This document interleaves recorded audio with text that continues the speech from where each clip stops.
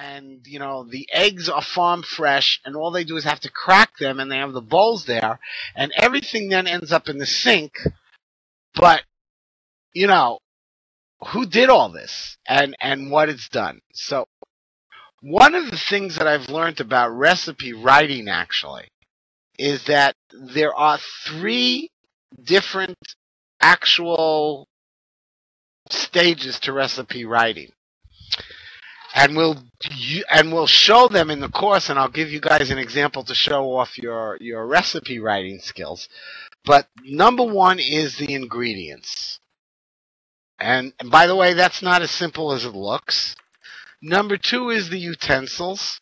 Now Shay will know this firsthand. Utensils you need. And we'll add another one, which actually Shay was the one who taught me this. Variations on your recipe. Shay doesn't think I paid attention to that.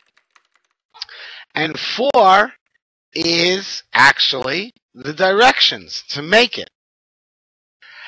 Now, if I get actually an incredible amount. I live in Israel, but I'm from New York, and I get FedEx to my house from every public relations company you can imagine. The newest cookbooks that come out. Why? Because people read the blog. Somebody's here. People read the blog and try to and because it's so popular, they want the books advertised.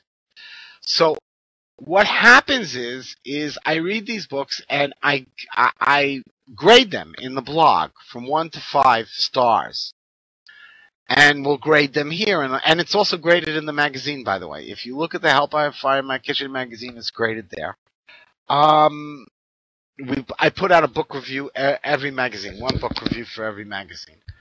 And what happens is none of these book reviews, not even by the famous book cooks, Holly Clegg, who's actually famous, and others of her stature, actually ever put down how many utensils you need.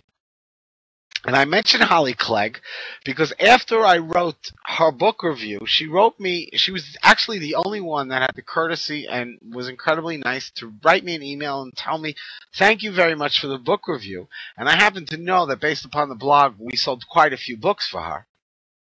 And I wrote her back and I said, look, you don't know me, I don't know you, and I'm certainly not a cook of your stature, but you know what? It would be a great idea if you took a look at the blog and saw the formula that I use, because here's my pet peeve. And I told her my pet peeve, which, by the way, I put in the book review too. And she wrote back, you know, it's a great idea. I never thought of it. In my next book, I'm going to try to get the editors to allow me to put it in, because it means expanding the pages. And that's one of the things. In other words, put down the utensils that you're going to need. And that makes life easier. If I see how many utensils I need and I see there are 10, and I have another recipe in front of me, and I'll give you a great example right now, and I have another recipe in front of me that says it needs 3 utensils, and they're making the same thing, obviously much different, but they're making the same thing, then I will, if I'm really scratched for time, I'll use the 3 utensil one. And if I'm a person that doesn't own a dishwasher and I have to wash all those 10 utensils plus the dishes that everybody's eating on, then of course I'm going to go through the three and not the 10. It's really, really simple.